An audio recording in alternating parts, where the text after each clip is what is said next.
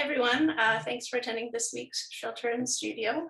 My name is Sarah Stalker, and I'm the Program and Studio Manager at San Francisco Center for the Book. Sorry, having some muting issues.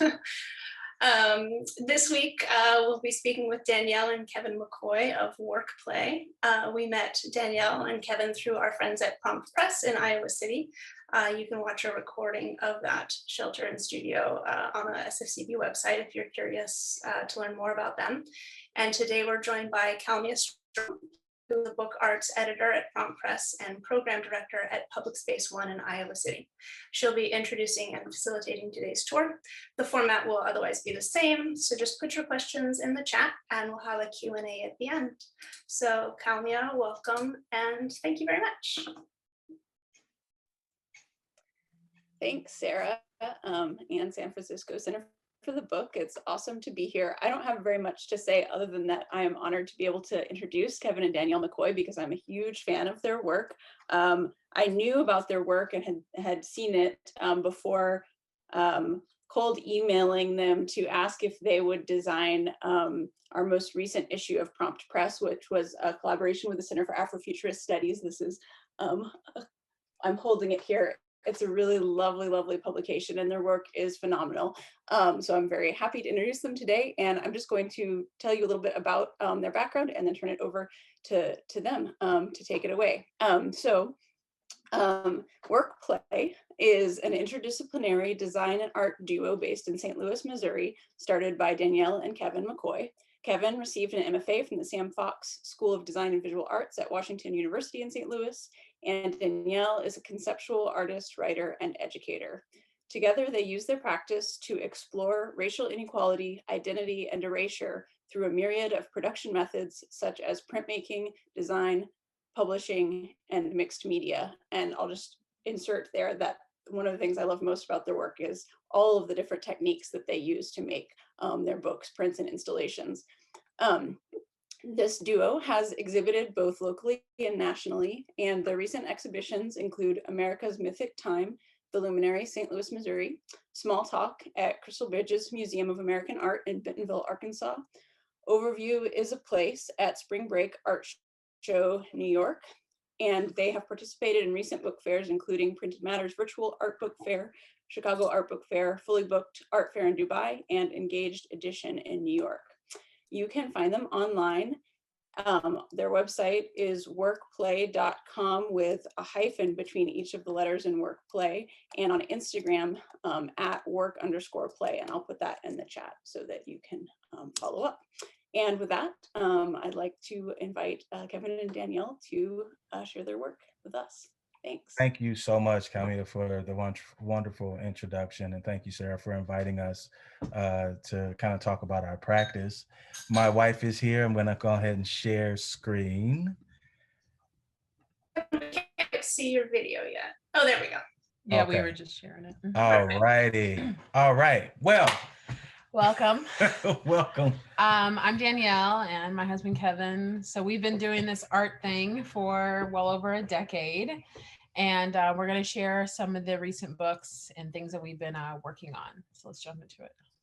Word. All right. So we want to caution you all. So trigger warning, because you're going to see some things in the next slides that have content that may be upsetting. So we just want to make sure we're respectful and that you understand that's coming, so you're not blindsided. Okay. Oh, well, I think you're starting first and then I go. Yeah, it doesn't matter. Yeah, So back in 2017, images from the KKK rally in Virginia began to surface. We studied these images, and then we started looking back at other images from the past similar in topic. So here's an image in the 1960s during racial segregation here in the US. So images like these are derivatives of Black codes. So Black codes were laws governing the conduct of African Americans. Right. So it allowed African Americans certain rights, such as legalized marriage, but denied them rights to testify against whites, to serve on juries, vote, or even start a job without the approval from their previous employer. So before the war, northern states like Connecticut, Ohio, Illinois, Indiana, Michigan, New York, things like states like that had actually prohibited slavery and enacted these laws similar to the slave codes and the later Black codes. So these states that I mentioned discouraged free Blacks from residing in those states. Then you had pig laws, which were also established to unfairly penalize poor African Americans for crimes like stealing a farm animal. So this vagrancy statutes made it a crime to be unemployed. Many misdemeanors or trivial offenses were treated as felonies with harsh sentences and fines, which are still visible in effect to this day. So we're still haunted, of course, by these images and racially filled hate seen here in this particular photo. So here's a modern adaptation of the previous hate crime. This was an incident that took place back in 2017 at Kansas State. And basically a vandal tagged a car with racial slurs. And the young man that actually owned the car eventually withdrew from the college and returned to his home in California to remain anonymous for his own safety.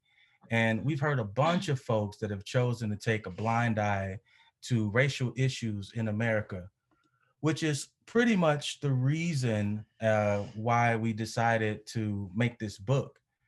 It was the driving force and the motivation. This is basically a board book. It's titled The Obliqueness of White Supremacy.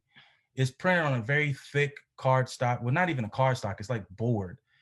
They call it butterboard. You can get it from Dick Blick, and it's closer to the color of ivory. So what we did with this particular book is we silkscreen images containing racially motivated violence and various text in this pure stark white that you see. So the white is atop the ivory stock. So at first glance, under certain lighting, the image is very hard to see. Like usually, like if it's just sitting on the table, you may not even really notice what the front cover of the book is, but it slowly reveals itself as you bring the book closer to the eye, or if the book is actually held at like an oblique angle. And so here's another oldie but goodie. We published this. This is called Dear America. It was back in 2018. And we were inspired to produce this publication after hearing about the story of Khalif Browder. I would love for you all to go check this out. It's on Netflix. The documentary is called Time, the story of Khalif Browder. And we can't seem to fathom how anybody could look at this documentary in its entirety and not be engulfed with both rage and sadness. Khalif Browder was basically, if you're not familiar with this story, he was a 16-year-old Bronx high school student who was in prison for 3 years, most of which were spent in solitary confinement at Rikers Island without being convicted of a crime. Now, he was accused of stealing a backpack, and his family was bail, which was $6. But here's the kicker. He refused to take the plea deals that they were trying to give him because he stated on record multiple times that he did not steal the backpack. He said if he did, he would face whatever fate had in store, but he didn't do it. He simply just didn't do it, which is the reason why he didn't want to take the plea deal in the first place. He was basically tortured at Rikers. And Rikers correctional officers have a long history of abusing the inmates. Now, what you're seeing in this spread, the opening spread, are some shanks from the prison guards that allowed the inmates to carry. Now, Khalif Browder was spending his time trying to ward off the people in the housing unit, so he got in plenty of fights. And he had to watch his back from the prison guards. They were beating him whenever they felt like it. So there was really no safe zone for this young man. And the guards actually allowed the inmates to jump in his cell and beat him up whenever they felt like it. Eventually, Khalif Browder's charges were dropped, but shortly after he was released, he committed suicide after his release from Rikers because of the torture that he endured in solitary confinement, being beat by the people in the housing units and also the correctional officers. Dear America also takes a very sharp turn to address sentencing disparities. In the previous slide, we briefly mentioned the pig laws. So it is clear that the criminal justice system is riddled with many flaws. And I'm curious if any of you have ever heard of the 100-to-1 crack, powder, cocaine sentencing disparity.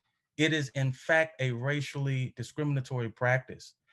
The 100-to-1 ratio relates to the amount of crack versus powder cocaine necessary to trigger mandatory minimum prison sentences. So in layman's terms, it means that the possession of 5 grams of crack cocaine would mandate the same minimum sentence as 500 grams of powder cocaine. We honestly cannot make this shit up. Tell them I had to step away to help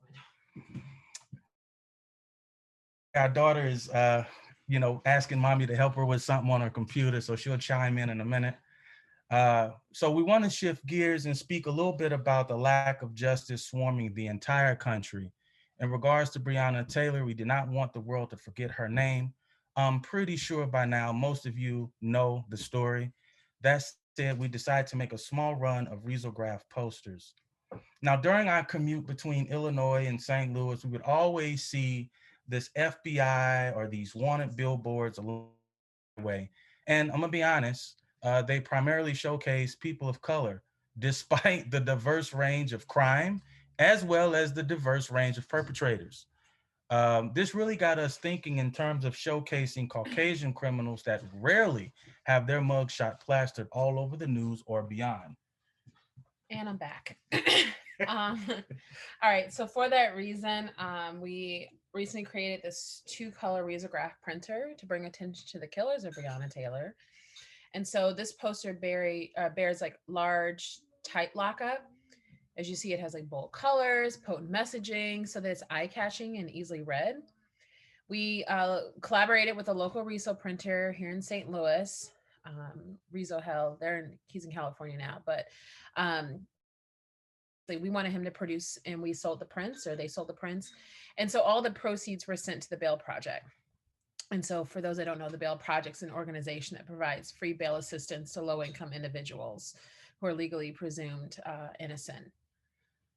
And so for our poster, we drew inspiration from vintage letterpress posters, and we created the poster specifically with protesters in mind. So shown here is a poster from the Colby poster printing company that's housed in LA. So a few weeks after the poster was actually released, we got a DM. It was from a young lady in Kentucky, and she simply just wanted to obtain some of the posters. And we sent her a nice healthy stack of whatever we had left. And this is our way to try to help out however we can, but also spread awareness. So neither Breonna Taylor or Alberta Jones received any justice. And if you've never heard about Alberta Jones, I'll get into that now. So she was a civil rights activist and the first woman to become a prosecutor in Louisville, Kentucky. She graduated 3rd in her class from the University of Louisville and 4th in her class from Howard University School of Law. And she became the first Black woman to pass the state bar exam, and also worked as a lawyer for Muhammad Ali, negotiating the contract for his first fight. So Jones basically focused on domestic violence cases, but a few months later, she was killed herself. So on August 5th, 1965, she was pulled out of her car, beaten unconscious, and then thrown into the Ohio River, where she drowned, and she was just 34. Her case is still open, and no one has ever been charged for her death. They say that witnesses reported seeing a body being tossed in the river by 3 men, but like I said, no one's been charged. And so stories like these are hard to bear, but those stories become the driving force behind the work that Kevin and I do with Work Play. So we began thinking about some of these redacted histories, hidden stories, and also positive images of Black culture, which rarely get circulated. And so this is an image that— Right, we're not talking about like kids playing basketball with cops. Right, no, like this is an image that a lot of media outlets probably won't dare circulate. It's in Billboard, it was in North County in St. Louis, and it's basically a picture of a Black gang truce, which took place at the height of police brutality. And that billboards are a very unique space. You know, typically they're used to promote a business or a service, but in this context, we wanted to promote unity amongst Black gang culture. And so as we move on to our next publication, so we were inspired also by Ida B. Wells. She was an educator, investigative journalist, one of the founders of the NAACP, and a leader of the civil rights movement. We watched this documentary, I think, Crossing Many Rivers or something. It's through Mhm. PBS. That had a little part that it spoke about Ida B. Wells. So basically, to paraphrase, she said it was her job and mission to set the record straight, and she did just that with journalism. Damn straight. So earlier this year, we decided to put out this paper titled "Final Call," the final call. If you hear our daughter giggling in the background, she's watching a movie. It's important to notate that the typeface was purchased from a Black typeface designer, which was certainly intentional. And our good friend Chris Branson brought his studio to our attention. We were just kind of blown away by the work that he does, the guy. So all of his typefaces have a backstory, and they're primarily modeled after typefaces found on protest posters and banners. This particular typeface is called Carrie. In 1915, Carrie Chapman Catt, she was a strategist and a peace activist, led the largest suffrage parade in New York. And so the final call was a 12-page broadside replete with images, meditations, etc. And we were allocating these papers to Black and Indigenous communities virtually for free. Yeah. So we've personally grown tired of requesting like politics. This was a call to action to simply just do things for ourselves. So shown here is a spread from the paper, where on the left side you have a rapper holding a stack of money for the strip club, but it's juxtaposed with a picture of open land to suggest investing in large parcels of property, like instead of ass. Serious.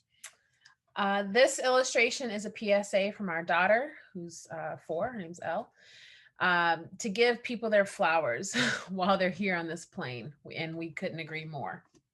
So that's it. This is our latest publication. We decided to create a small run of risograph books that celebrate unapologetic Blackness. Black Matter is 64 pages. It's perfect bound. The cover has a blind emboss, and then that was created on a Vandercook proof press. And so we found images from Black sisterhood, political movements, meme, and other cultural offerings from present.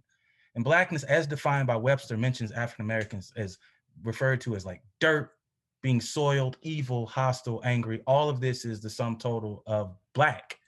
And it comes at no surprise that many of these negative stigmas are cast upon Black individuals to this day. So this book aims to challenge these pre-existing narratives and underscore the beauty and vastness of our culture. So last thing we're going to talk about really quickly as we wrap up is a collaborative effort that we did. So this publication explores form, texture, and color through a collection of abstract photography, formatting, literary contributions, and other forms of sequential imaging. It's entitled Untitled 2019.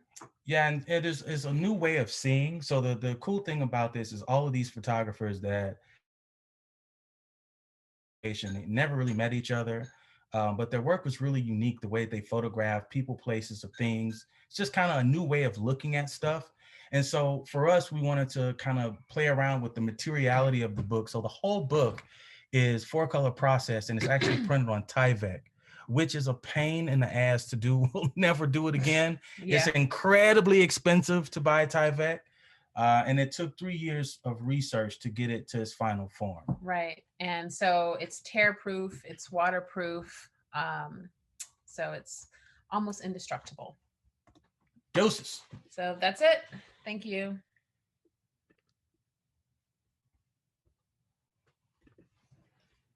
Thank you so much. The Tyvek book is amazing. We have it here in Iowa City. And awesome. Yeah, all the work is just amazing. I love it. There's some questions. One is, and actually I'm curious about this as well. Where did the name of your duo name come from? I have some guesses. Yeah, work play. Keep it under 60 seconds. I'll keep it under 60 seconds. So okay, here's the joke. My wife hated the name. I was like, oh, I got a name for us. And she's like, go. And so I had to pitch. And the pitch was work play. And she's like, hated it. And I was like, well, hold on. I didn't exactly say it. No, like that.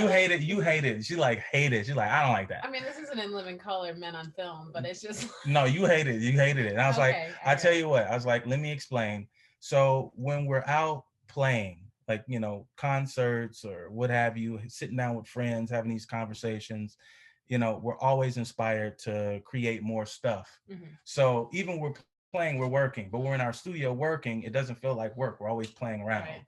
So it just, the name just fit. It just shows how we actually operate within our practice.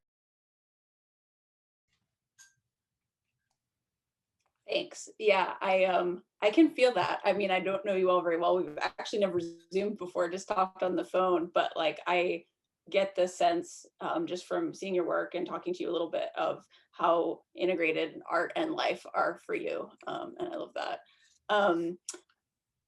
Another question we just got, where are your books, zines, and posters available through your website or other places? And, oh, this is another question that's a background question. When did you first start collaborating artistically? Ooh. Well, before I get in that, so books, we have a couple books available on our website, on our workplay.com, with the hyphens in between every letter. Thank you for putting that up. We can be difficult. You'll never forget, Val. You'll never forget won't. because you have to type it in. Yeah, you're like, what's that? Let me spell it out for you. But usually, like, we like to sell books like at the art book fairs. At least that's what we did previously, because there's something about that connection, you know, when you have with patrons and talking at the table and all that kind of stuff. So we actually just started putting a couple of the books on our website. The Black Banner book is on the website, and Untitled, the Tyvek book that you saw. Yeah, and there's a shop section that you can click on, and it'll take you straight there. And stuff. Sold out. They did. I was gonna say, but usually, like, if you see something, you can always send us an email or a DM on social. And if we have extra, a lot of times we'll just like ship it to you, or, you know, it's usually a low cost, whatever it may be. And then the follow-up question was, how long have we been involved romantically? I'm kidding, artistically. No, it's probably been almost our entire relationship, even though like we met at college. Like, my degree was not going to be in the arts. I was leaning towards biology, but that's my fault. I corrupted her, y'all. he did. But I would say since at least 2008. Yeah. So we started off with t-shirts. Yeah, that was a phase. Yeah, I mean, and we still have a lot of the t-shirts, and I wear them. And when I see friends, and I'm like, oh, we have coasters and old posters. So it's really great, like, when people still have your work and it's stained and everything else, and you can tell they've been loving it all this time. We'll never return to that, though. No t-shirts. Don't ask us to do t-shirts. No. We got a guy for that. We got a guy for that. Thank you. Sorry, I'm just laughing. So lots of questions. I'm trying to put them into one question, maybe. Maybe these are related. So you use a lot of different, well, you make lots of different types of work, from installations to prints to books, t-shirts apparently, in the past. And so how do you, you use a lot of different materials and techniques, how do you go about deciding which to use for a specific project? And maybe this is related, do you have a studio space that's dedicated? If so, what do you, what's sort of your primary stuff that you use in your studio space, or do you use a lot of different spaces? Sort of a rambling question, but no, that's fine. We ramble too. It's totally fine. We currently do not have a studio space. We're nomadic. There's a reason for that, though. It's due to like a lot of gentrification and a lot of rent spikes and things of that nature. Yep. But we have had studios in the past, and we did a lot of silkscreen and letterpress, and that was before we got into the book arts. So we've been doing book arts now for as long as Elle's been around. So 4 years. I was literally in labor when Kevin was supposed to be working a book fair here in St. Louis. And I was like, just go. She's not coming yet. And he showed up, and everybody's like, what the fuck are you doing here? So they sent him back to me in the hospital. They did. But yeah, so we've been doing books for about 4 years.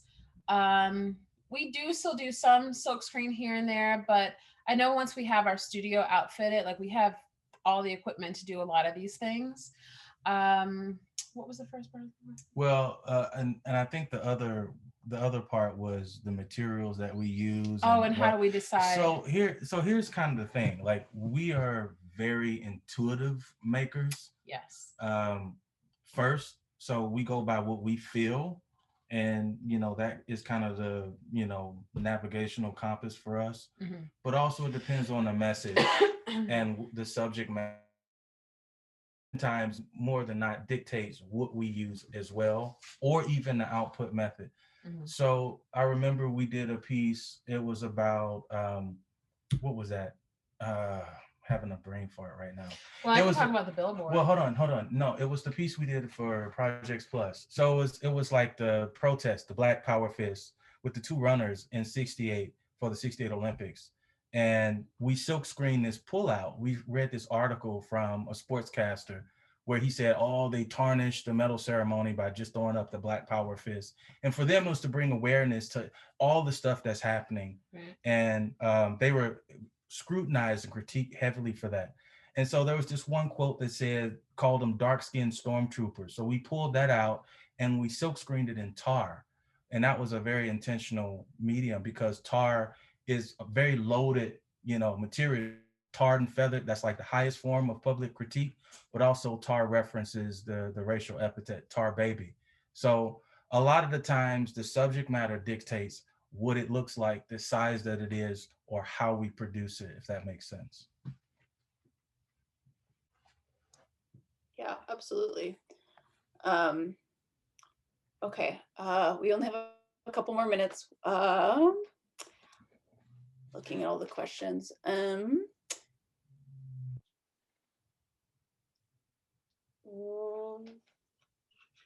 I wonder, someone asked a little earlier, your topical inspiration and what you draw content from historically and contemporary is very clear. And but I would someone asked also if there are other printers or makers that you've been inspired by in the past or currently, and also what made you start going into the book arts. You mentioned that was something just a few years ago that you started. It just felt like a natural transition. Yeah, it just felt like it was just something naturally to do. At the time, the Chicago Art Book Fair was getting started for the first time. So we wanted to put our books and be a part of that. St. Louis had a small press expo here, and I think we did that, well, the time I was pregnant and then the next year. Mm-hmm. So that was like the very first, just kind of testing the waters. So and I think like with the book arts is, I feel like that's a very democratic medium and it makes things very accessible. There are still people that are very uncomfortable going to large museums. They don't feel welcome, or there was some problematic content that wasn't really fully resolved or worked out. Right. And I feel like with books, you can bypass the museological setting. This is something that you can look at in your own home. You can share it with friends. It can be in multiple places and live in multiple places at the same time. And so that was kind of the allure for wanting to do books, but also kind of a resistance to this very digitized age, especially now during COVID. Everything's digital. Content is digital. You can read a book on your phone or on a device. So we wanted to push back, and it's something about having a tangible object, a book that someone labored over. It was bound, it was loved. So that was just that we just couldn't escape.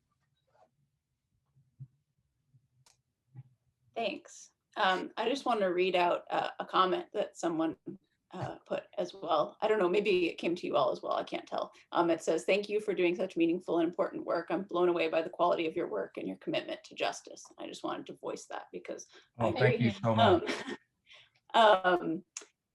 Okay, I'm gonna, I think we're okay to go over a minute or two. I'm gonna ask one more question, which is, I love the L's drawing and thought in the piece that you showed, and someone, I'm really interested personally in how parents collaborate with their children. And someone asked, related to that, has the purpose or trajectory of your work changed or shifted at all since the birth of your daughter? Absolutely.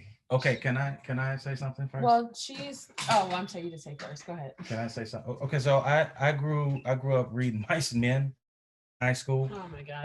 I never heard about James Baldwin. No one told me about Zora Neale. No one told me about any of these great writers and thinkers. I didn't learn about them until maybe 4 years ago, which I'm really sad to say that. I'm really hurt by that I don't know. And so we've been collecting books and writings and all sorts of things. So she's better and she has more reading material and more access to stuff that we didn't. Oh, yeah, I know you want to say something. I know you want to say something. No, but even like when we meet artists and stuff, or they have a catalog for an exhibition or some book that they're selling, if they're able to sign it, I ask them to sign it over to our daughter as well. You know, I think like that type of thing is really important.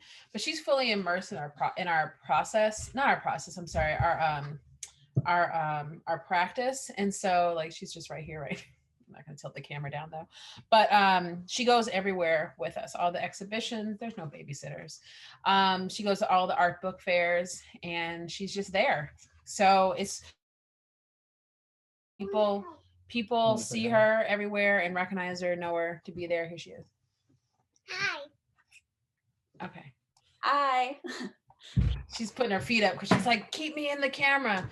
But anyway, no, but even like with her drawings and stuff, we try to incorporate that in little things that we do. But what else I want to say?